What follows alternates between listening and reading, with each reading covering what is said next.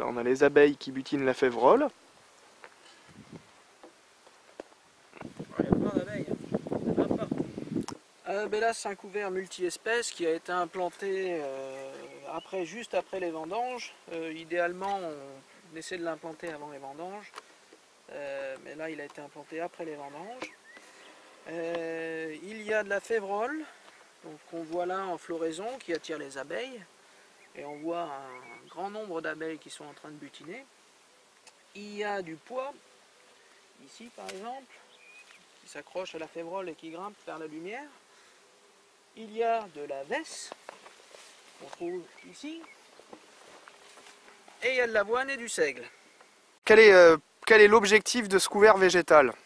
Il y a trois fonctions essentielles, hein. C'est couvrir le sol, le protéger de l'érosion en hiver, c'est de le fertiliser le sol, bien sûr. D'accord, parce que les plantes apportent de l'azote. Ces plantes-ci, spécifiquement, Févrole, pois, toutes les légumineuses, hein, essentiellement. elles stockent l'azote, elles pompent l'azote dans l'air et elles le stockent dans le sol, c'est ça? Exactement, au niveau de leurs racines.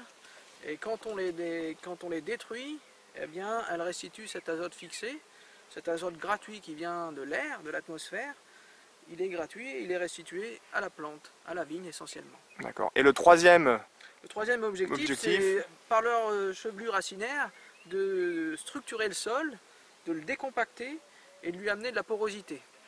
L'autre fonction qu'il peut y avoir aussi, Julien, c'est... Eh bien là, il y a une autre fonction, hein. Essentiellement, c'est lutter contre ce qu'on appelle les adventices, qui sont des herbes qui vont faire concurrence à la vigne.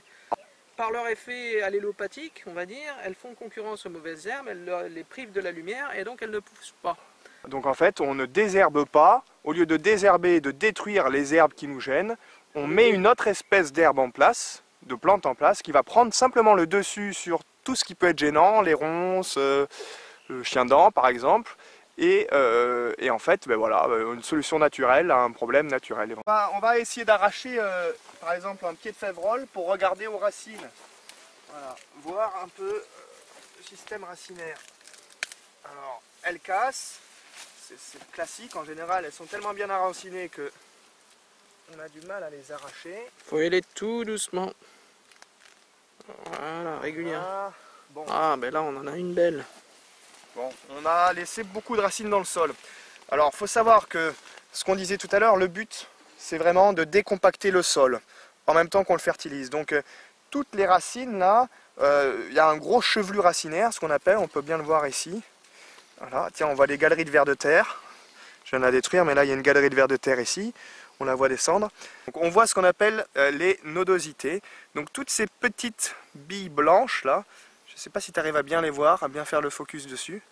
Alors toutes ces petites billes blanches, en fait, là, c'est là où la févrole stocke l'azote. Donc l'azote qu'elle a capté dans l'air, elle va le stocker dans ses nodosités. Et au moment où on va rouler la plante, la broyer, la détruire d'une manière ou d'une autre, eh bien, cet azote-là va être disponible dans le sol. Donc ça, c'est de l'azote gratuit. L'azote, c'est du fertilisant, c'est de l'engrais. Et ça, c'est un engrais gratuit. C'est pour ça qu'on appelle ces techniques-là faire des engrais verts. Parce que, voilà, littéralement, on fertilise le sol avec une plante. Voilà. On voit vraiment bien le pivot là, hein, de la plante. Voilà, donc là, il y a déjà une dizaine de centimètres. Bon, il est cassé, il va bien plus profond que ça. Il faut savoir que l'avoine, ça peut descendre à 1 mètre, le système racinaire de l'avoine. Donc voilà, il y a vraiment un effet de décompaction qui se fait. Là, on est fin avril, on est le 25 avril. Donc on peut voir que le couvert est très haut, il prend de la place. Il va bientôt falloir commencer à traiter la vigne. Voilà, on ne peut pas passer un pulvérisateur ici. Le couvert ferait obstacle au produit de traitement. L'autre raison pour laquelle on va détruire le couvert, c'est parce qu'il va lui-même commencer à pomper de l'eau. Et on ne veut pas qu'il fasse concurrence à la vigne, on ne veut pas qu'il y ait de concurrence hydrique. Donc on va détruire le couvert de plusieurs façons, il y a plusieurs façons de faire. Voilà, donc là on a un exemple de roulage. Donc simplement on passe avec le tracteur et un rouleau et on roule le couvert. Voilà l'effet que ça fait, donc ça couche les plantes sur le sol. Et la févrole est intéressante pour ça, puisque quand on la couche, elle se craque un peu, mais elle reste au sol. L'avantage, c'est que la plante n'est pas totalement détruite. Elle continue encore à travailler le sol un petit peu, mais beaucoup moins. Et là, en ayant couché la févrole, le couvert, on a vraiment un effet de couverture du sol. C'est-à-dire qu'on voit que toute cette masse végétale là protège encore le sol des rayons du soleil et de l'évaporation. C'est un matelas végétal. C'est vraiment un matelas végétal, alors, on peut le dire. Voilà. L'autre façon de faire, c'est aussi simplement de broyer le couvert. Donc en partie, on le broie à mi-hauteur. Et on a toujours la partie basse qui protège le sol, qui continue à travailler un petit peu, mais on n'a plus le problème, voilà, de la hauteur de ce couvert qui devient envahissante. Voilà.